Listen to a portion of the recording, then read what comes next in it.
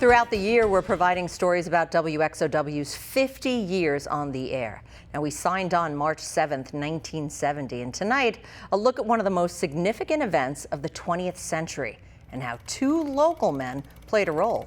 News 19's Dave Soley has the story. I actually thought I saw it come down. Gary Pampu is a La Crosse resident living on the north side. I get a picture, it's got a little dot in it. The picture shows a piece of one of the most significant achievements of the 20th century, and Pampu was there. Apollo 11, this is Hornet, over. Apollo 11, reach your loud and clear. He was an engineer aboard the USS Hornet, the ship that recovered Apollo 11 following the moon landing. We spoke with him in July 2019, the 50th anniversary of that event. It's a part of history, it's, you know. And now, News 19 Sunday with Dave Soley. In 1994, we spoke with La Crosse resident Dave Hansen, who was also aboard the Hornet. He joined us to mark the 25th anniversary of the moon landing. I played a very small role. I mean, I happened to be a member of the ship's crew, but when I look back on it, it's even more impressive to me now at times than what it was then, to think how important and significant that event was. Hansen says the day of the recovery was overcast, making it difficult to see the capsule during re-entry.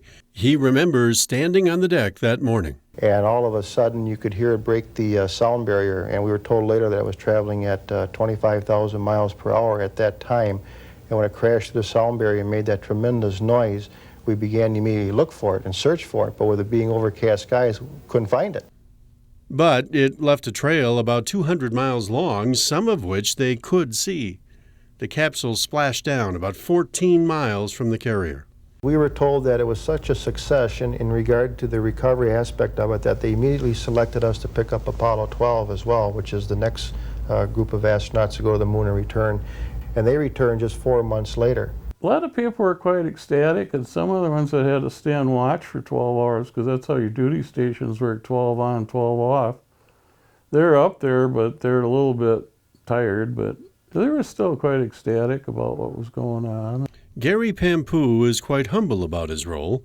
So is Dave Hansen, who says, "I was just along for the ride." In La Crosse, Dave Soley, WXOW News 19.